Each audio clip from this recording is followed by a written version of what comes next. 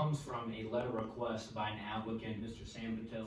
That letter from him and his engineer, which they are seeking to add a code in the MUT&D district under the setbacks. Right now, multifamily dwellings or apartment buildings, just apartments, this isn't for townhouses or anything like that, just apartment buildings. Right now, the setback is a maximum 15 feet. Meaning from the right-of-way line, the building has to be at a maximum 15 feet away from that line and cannot exceed that setback. This proposed change is found within the required yard setbacks in the MUT&D ordinance, if you'd like to read it. But this change is found within there, and it's only for multifamily dwellings within the neighborhood or residential sub-areas.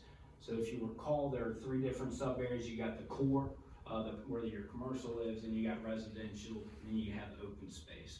So this would not be allowed in the core area where you've got your commercial and your other types of stuff, only in the residential area. You all and the Board of Supervisors, some things to consider when viewing this type of special exception.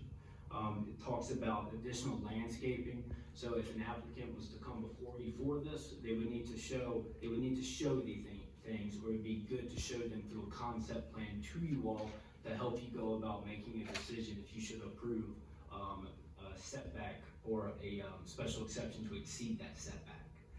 It also talks about no parking in front of the building, so you're staying within the intent of the current off of 29. It's a fairly steep grade, and in addition to that, his land that he owns fronting along 29 is not flat. It's fairly steep and it slopes down. And due for construction costs, they would have to build, I don't know the terminology, but they would have to build pretty large retaining walls or build the building up or bring in a lot of fill dirt in some areas. This first building, we're only 15 feet away from the road. The second building won't conform. So you really are very, very, very limited in design standards. So you really can't utilize, you really can only utilize the road frontage on your parcel with the way that the statute or the code currently reads. So what this change would do is it would allow someone to change the site plan based both on topography, but even just to be practical and to be able to actually build what would fit on the parcel. This is pretty much the first time this ordinance is being used.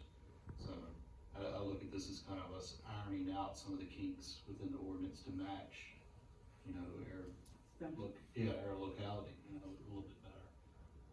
Especially with the terrain and stuff, and some of those areas are limited. The only thing I worry about is having like a jigsaw, like with buildings offset. You have one that's 15 and one that's 30 right next to it, and then the next one's 15. I mean, other than that, I mean, topography would really kind of dictate some of that, so hopefully it would be more gradual. But I don't know if there's some way we can encourage that, maybe write something in there to encourage a gradual transition between buildings or something like